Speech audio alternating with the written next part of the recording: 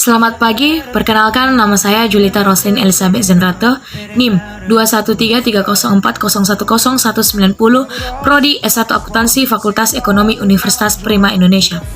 Baik, di sini saya akan menjelaskan materi bab 10, yaitu Sistem Akuntansi Pembelian dan Sistem Akuntansi Hutang yang diasuh oleh Bapak Otua Samosir, SPD MSI. Selamat menyaksikan. Kita harus tahu apa itu pengertiannya. Sistem akuntansi pembelian digunakan dalam perusahaan untuk pengadaan barang yang diperlukan oleh perusahaan. Transaksi pembelian digolongkan menjadi dua, yaitu pembelian lokal dan impor. Pembelian lokal adalah pembelian dari pemasok dalam negeri, sedangkan impor adalah pembelian dari pemasok luar negeri. Beberapa fungsi yang terkait dalam sistem akuntansi pembelian antara lain fungsi gudang, fungsi pembelian, fungsi penerimaan, dan fungsi akuntansi. Fungsi yang terkait dalam sistem akuntansi pembelian yaitu fungsi gudang. Apa itu fungsi gudang? Dalam sistem akuntansi pembelian, fungsi gudang bertanggung jawab untuk mengajukan permintaan pembelian sesuai dengan posisi persediaan yang ada di gudang dan untuk menyimpan barang yang telah diterima oleh fungsi penerimaan.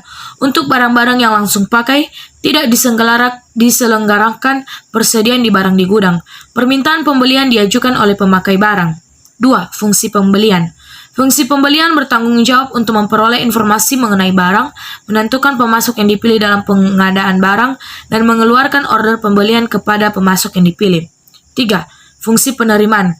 Fungsi penerimaan dalam sistem akuntansi pembelian, fungsi ini bertanggung jawab untuk melakukan pemeriksaan terhadap jenis, mutu, dan kuantitas barang yang diterima pemasok guna menentukan dapat atau tidaknya barang tersebut diterima oleh perusahaan.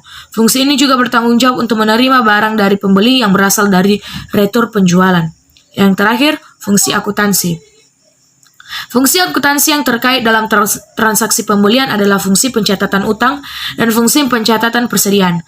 Dalam sistem akuntansi pembelian, fungsi pencatatan utang bertanggung jawab untuk mencatat transaksi pembelian ke dalam registrasi bukti kas keluar untuk menyelenggarakan arsip dokumen sumber atau bukti kas keluar yang berfungsi sebagai catatan utang. Dalam sistem akuntansi pembelian, fungsi pencatatan persediaan bertanggung jawab untuk mencatat harga pokok persediaan barang yang dibeli ke dalam kartu persediaan. 3. Prosedur transaksi pembelian. Secara garis besar, transaksi pembelian mencakup prosedur berikut ini. 1. Fungsi gudang mengajukan permintaan pembelian ke fungsi pembelian. 2. Fungsi pembelian meminta penawaran harga dari berbagai pemasok. 3. Fungsi pembelian menerima penawaran harga dari berbagai pemasok dan melakukan pemilihan pemasok. 4.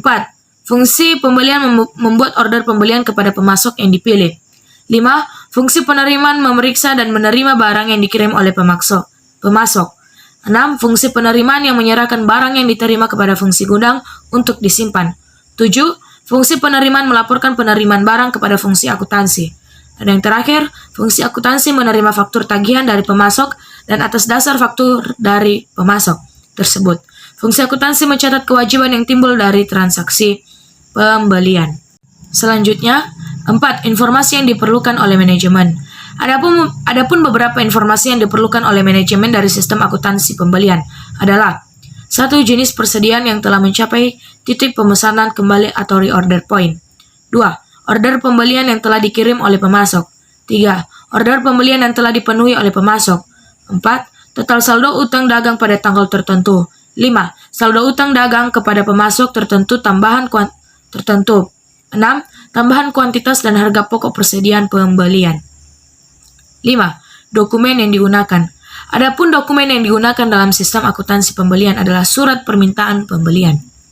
Dokumen ini merupakan formulir yang diisi oleh fungsi gudang atau fungsi pemakai barang untuk meminta fungsi pembelian melakukan pembelian barang dagangan dengan jenis, jumlah, dan mutu seperti yang tersebut dalam surat pembelian.